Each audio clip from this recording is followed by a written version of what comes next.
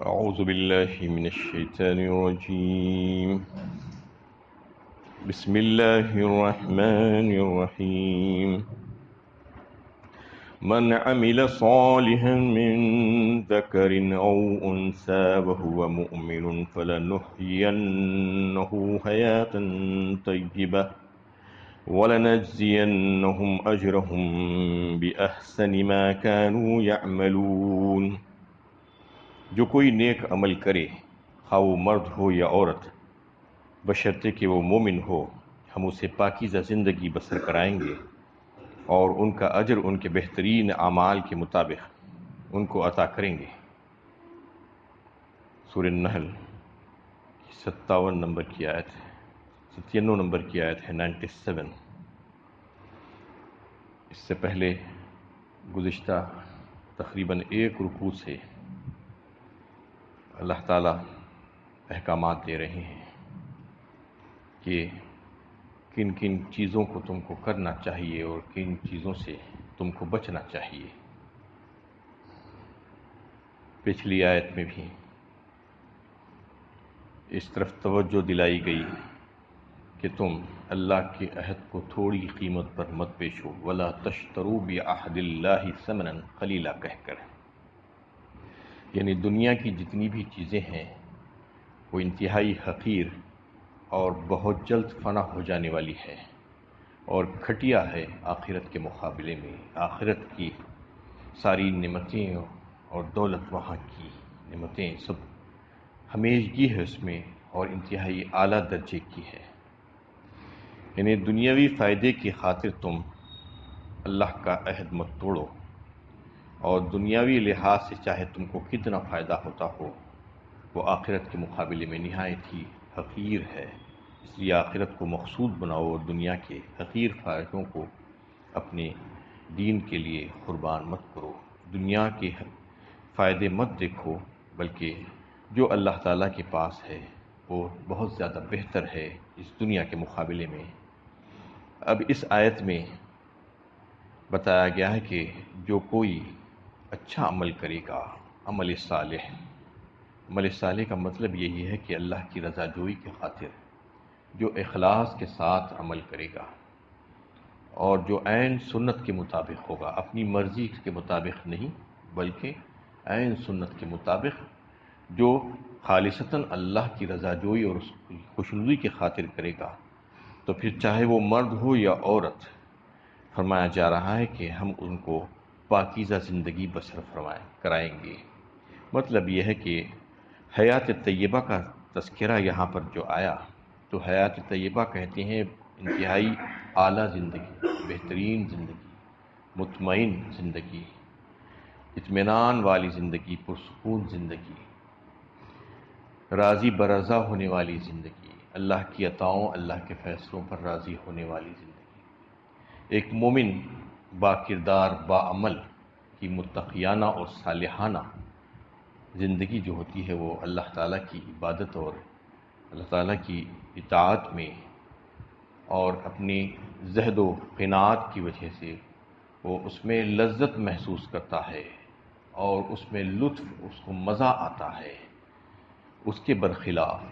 ایک کافر اور نافرمان، چاہے اس کو کتنی دولت مل جائے، دنیا کی کتنی آسائشیں اور راحتیں اس کو نصیب ہو جائے، لیکن اس کے باوجود یہ کیفیت اس کی نہیں ہو سکتی جو ایک مومن با عمل با کردار انسان کی ہوتی ہے۔ اس کو اللہ تعالیٰ جو ہے ایمان کی حلاوت عطا فرما دیتے ہیں۔ ایسا نہیں ہے کہ ایک مومن کو جو ہے دنیا کی زندگی میں تکلیف نہیں پہنچتی، بیماریاں نہیں آتی، نقصانات نہیں ہوتے، یہ سب بھی اس کے ساتھ لگا ہوا ہے، لیکن اس کے باوجود بھی اس کی سادہ زندگی اور قناعت پسندی اس کے لیے مشکل کا باعث نہیں بنتی کبھی بھی۔ اس کا گزارا بڑی آسانی کے ساتھ ہو جاتا ہے ہر حالت میں، اور سب سے بڑا یہ کہ اس کا جو عقیدہ ہوتا ہے وہ یہ کہ میری یہاں کی ساری تکالیف، پریشانیاں اور بیماریوں کے بدلے میں اللہ تعالیٰ مجھ کو آخرت کی عظیم الشان نعمتیں عطا فرمائیں گے،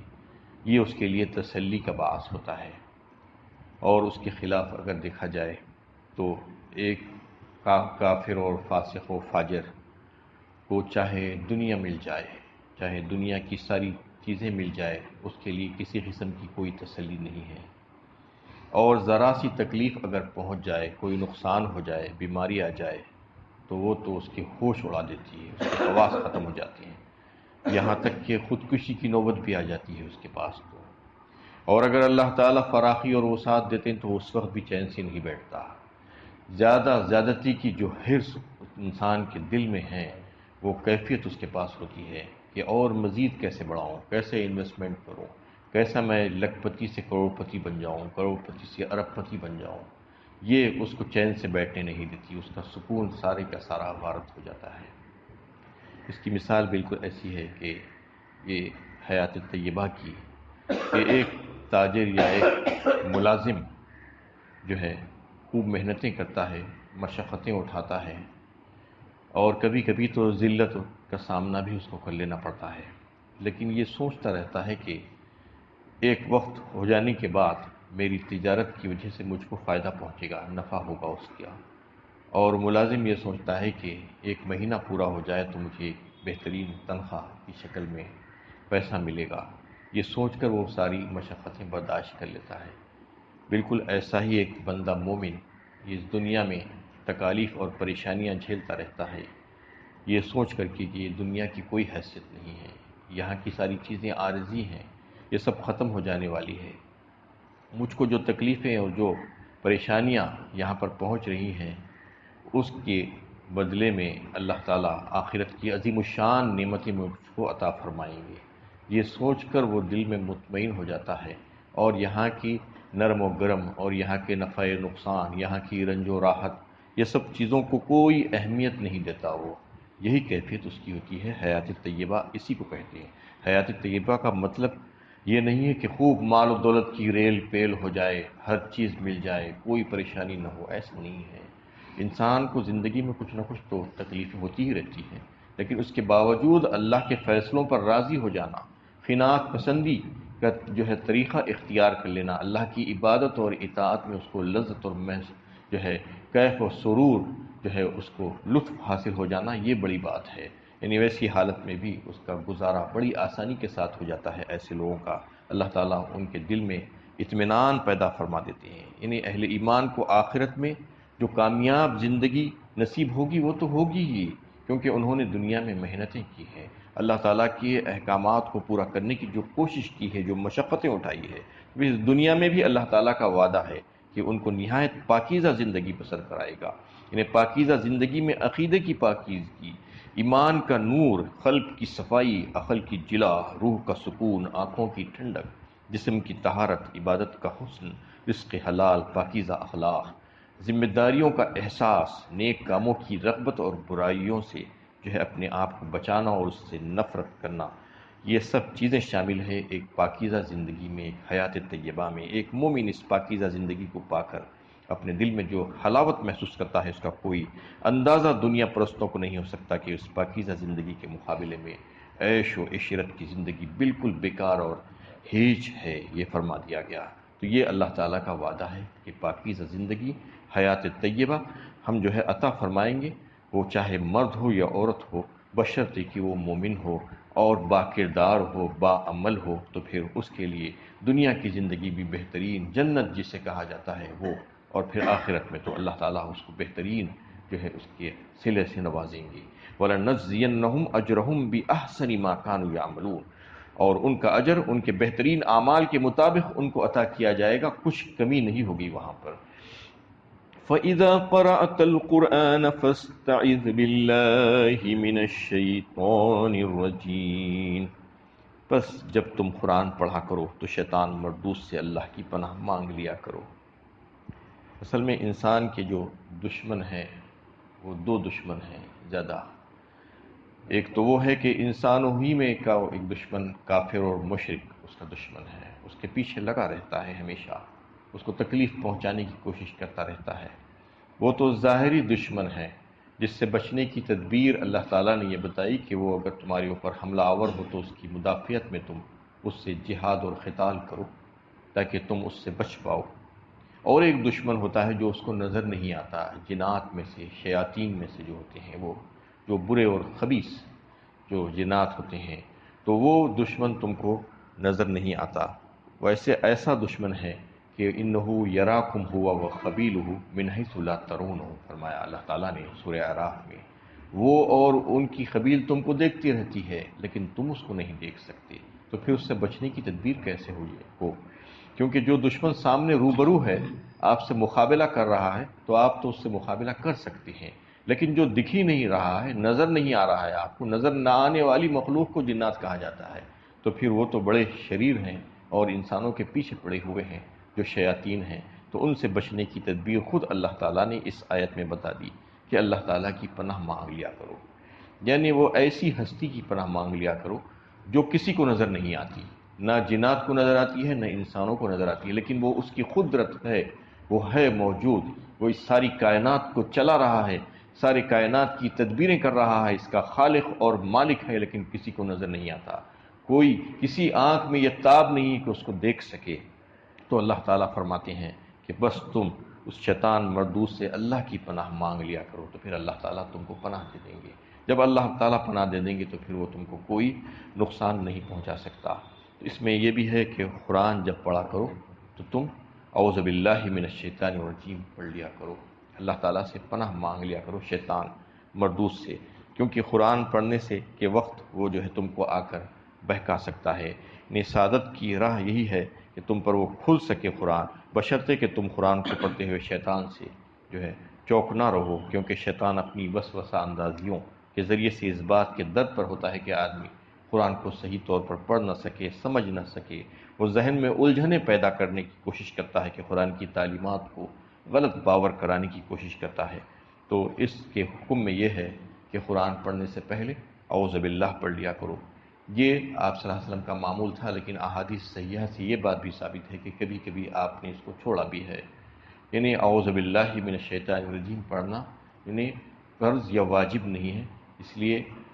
ائمہ کا اس بات پر اتفاق ہے کہ یہ جو ہے سنت ہے، اس کو پڑھنا اچھی بات ہے، اور شیطان مردود کے شر سے آپ اپنی حفاظت کے لیے اللہ تعالیٰ سے پناہ مانگتے ہیں۔ عام طور پر اس کو پڑھنا چاہیے، کبھی چھوڑا بھی جا سکتا ہے اس میں جو ہے اللہ کے نبی صلی اللہ علیہ وسلم نے جو ہے چھوڑا بھی ہے کبھی کبھی۔ اگر آپ انسانی دشمن آپ کا جو ہے، جو آپ ہی کی قبیل کا ہے، اس سے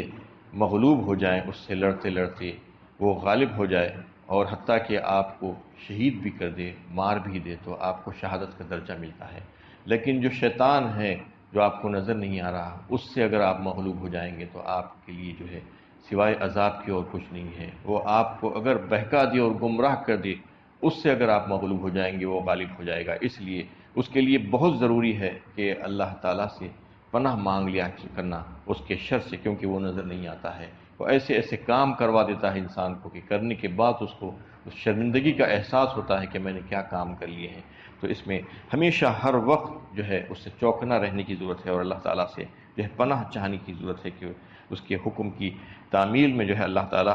سے جو ہے یہ پناہ مانگنا، اعوذ باللہ من الشیطان الرجیم، میں اللہ کی پناہ مانگتا ہوں شیطان مردود سے، کہ دعائیہ کلمات کہہ لینا چاہیے، خاص طور پر قرآن کے پڑھتے وقت، اور دیگر موقعوں پر بھی جو ہے ایسا کیا جا سکتا ہے، جیسا کہ آپ کو کبھی شدت کے ساتھ غصہ آ رہا ہے تو اس وقت بھی وہ شیطان سے ہے غصے میں انسان کیا کیا کر دیتا ہے اس کو پتہ ہی نہیں چلتا، جذبات میں مغلوب ہو کر اس وقت بھی اس کو چاہیے کہ اعوذ باللہ من الشیطان الرجیم پڑھ لے، تو فوراً اس کا غصہ جو ہے فرد ہو جائے گا، ختم ہو جائے گا۔ اس طریقے سے جو ہے آپ دیگر مقامات پر بھی، جیسا کہ ٹوائلٹ میں جاتے ہیں تو اس وقت بھی اللہم انی اعوذ بک من الخبث والخبائث جو اللہ سے پناہ مانگنا چاہیے، وہاں کے جو شیاطین ہیں، جو برے، جو خبیث شیطان ہیں، ان کے شر سے بچنے کے لیے۔ تو ایسے کئی ایک موقعوں پر جو ہے اللہ کے نبی صلی اللہ علیہ وسلم نے یہ کر کے بتلایا، آپ صلی اللہ علیہ وسلم کا یہ معمول تھا کہ شیطان سے بچنے کا طریقہ یہ ہے کہ اللہ تعالیٰ سے پناہ مانگ لیا کرو، کیونکہ تم کمزور ہو اس کے مقابلے میں، تم کو نظر نہیں آتا۔ انہ لیس لہ سلطان علی الذین آمنوا وعلی ربہم یتوکلون، اس کا زور ان لوگوں پر نہیں چلتا جو ایمان لائے اور اپنے رب پر بھروسہ رکھتے ہیں۔ اب یہ فرمایا جا رہا ہے کوئی یہ نہ سمجھے کہ شیطان کو اللہ تعالیٰ نے کلی اختیارات دے دیے ہیں، وہ جو چاہے کر سکتا ہے، وہ جو چاہے نہیں کر سکتا ہے، وہ اتنا اختیار والا نہیں ہے کہ لوگوں کے اختیارات ختم کر دے اور لوگوں کو ہاتھ پکڑ کر گمراہی کے راستے پر چلا دے۔ وہ تو صرف دل میں وسوسے ڈال سکتا ہے اور دنیا کو رنگین کر کے بتا سکتا ہے اور لوگوں کو بری راہ پر چلنے پر کی ترغیب دے سکتا ہے، لیکن اللہ تعالیٰ کے جو نیک بندے ہیں ان کے اوپر اس کا زور نہیں چلتا۔ اللہ تعالیٰ واضح طور پر یہ فرما رہے ہیں، ان قید الشیطان کان ضعیفہ ہے ان کے لیے، یعنی شیطان کا قید اور مکر بہت کمزور ہے، سب پر نہیں چلتا۔ جو اس کو اپنا دوست بناتے ہیں، اگلی آیت میں آ رہا ہے، انہی کے اوپر چلتا ہے۔ جو اس کے دوست نہیں ہیں، جو اللہ تعالیٰ کی ذات پر مکمل بھروسہ کرتے ہیں، جو ایمان والے بندے ہیں، جو اپنے اعمال اور جو اپنی افعال اور اپنے کردار اور اپنی یعنی جو معاملات ہیں وہ سب کے سب اللہ کے حوالے کر دیتے ہیں اور اپنی ذات پر بھروسہ نہیں کرتے، بلکہ وہ سارے کام کرنے کے بعد اللہ کی ذات پر بھروسہ کرتے ہیں اور یہ سمجھتے ہیں کہ ہر خیر اور شر کا دینے والا، اس کی توفیق کا دینے والا صرف اور صرف اللہ ہے، اور اللہ تعالیٰ سے میں پناہ چاہتا ہوں وہ ساری یعنی گندی مخلوقات سے۔ تو پھر اللہ تعالیٰ جو ہے شیطان کو ان کے اوپر مسلط ہونے نہیں دیتے۔ جو جس قدر فرما بردار بنتا جائے گا، جس قدر اچھا ہوتا جائے گا، جس قدر اللہ تعالیٰ کے حکموں کی پیروی کرتے جائے گا، اس قدر اللہ تعالیٰ اس کی حفاظت کرتے جائیں گے، اس قدر شیطان ان سے دور ہوتا جائے گا۔ اس کے برخلاف انما سلطانہ علی الذین یتولونہ والذین هم بہ مشرکون، اس کا زور تو انہی پر چلتا ہے جو اس کو اپنا رفیق بناتے ہیں اور جو اللہ کا شریک ٹھہراتے ہیں، جو اس سے دوستی کرتے ہیں، جو اس کی باتیں سنتے ہیں، جو اس کو اچھا سمجھتے ہیں، جو اس کے اوپر بھروسہ کرتے ہیں، جو غیروں کو اللہ کے ساتھ جو ہے شریک ٹھہراتے ہیں، جو مشرکین ہیں، ان سب پر اس کا زور چلتا ہے۔ ان عبادی لیس لک علیہم سلطان الا من اتبعک من الغاوین، سورہ ہجر 14ویں پارے میں اللہ تعالیٰ نے فرمایا، میرے جو بندے ہیں بے شک ان کے اوپر تیرا زور نہیں چلے گا سوائے ان کے جو خود گمراہ ہو جائیں اور تجھ سے دوستی کرنا شروع کر دے، تو پھر ان کے اوپر تو تیرا زور چلے گا ہی، تو ان کے اوپر مسلط ہو جائے گا۔ اللہ تعالیٰ ویسے انسانوں کے اوپر شیاطین کو مسلط کر دیتے ہیں جو اللہ تعالیٰ کی نہیں مانتے، جو رحمان کی نہیں سننا چاہتے تو پھر ان کو شیطان کی ہی سننا پڑے گا، جو رحمان کے بندے نہیں بننا چاہتے تو وہ شیطان کے بندے بن جاتے ہیں۔ اس میں اسی بات کا تذکرہ ہے کہ اس کا زور جو ہے اللہ تعالیٰ کے نیک بندوں پر بالکل بھی نہیں چلتا، جو ایمان لا کر اللہ تعالیٰ کے اوپر ذات پر بھروسہ کرتے ہیں اور اپنے سارے کاموں کے لیے اللہ تعالیٰ سے توفیق مانگتے ہیں کہ خیر اور شر اللہ ہی کی طرف سے ہے، خیر مانگتے ہیں اور توفیق مانگتے ہیں، تو پھر اللہ تعالیٰ اپنی پناہ میں لے لیتے ہیں اور ان کو خیر کی توفیق دے دیتے ہیں۔ اللہ تعالیٰ سے دعا ہے کہ اللہ تعالیٰ ہمیں صحیح علم و عمل کی توفیق عطا فرمائے۔